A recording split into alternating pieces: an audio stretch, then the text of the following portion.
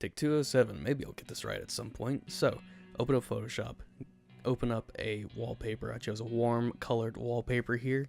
After you've opened up that wallpaper in Photoshop, you want to hit Ctrl J to make a copy of it. Go to Filter, Blur, Gaussian Blur, blur the hell out of it until it's unrecognizable.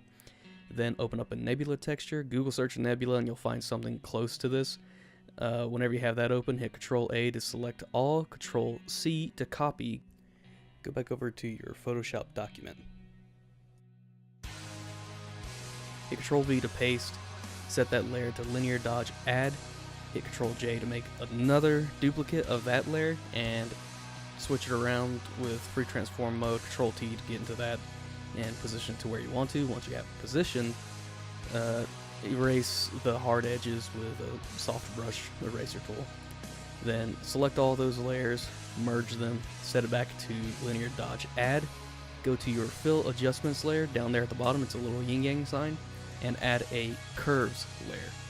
Now whenever you add this curves layer, you want to right click it and hit set clipping mask to the nebula texture down there. And you want to adjust these curves so that you get rid of all of the white background and it leaves you with just the fieriness of the nebula. After you've done this, this is an optional step. Make a new layer, and then place something down in the center. It doesn't matter what colors, I chose white. This is a pre-made brush, and what you want to do is that you want to make sure that the fill on this layer is set to 0. Then you're going to right click, blending options, and hit bevel and emboss. Now you can leave this default, it's completely fine as default, you still get the same effect basically. Make sure it's set to chisel hard, adjust the depth and size. After that you want to hit it with a drop shadow.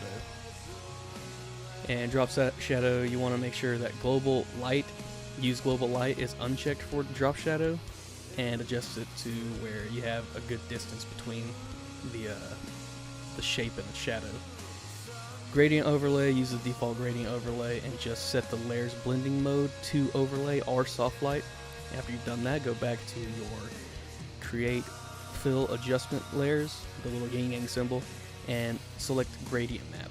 And for gradient map, you're just going to want to select a nice gradient that you've got to sort of mellow it out, change the colors, make it blend a little bit better. After you've done that, create a new layer and fill it with a solid color. I picked something from the background, set this layer to soft light and adjust the opacity.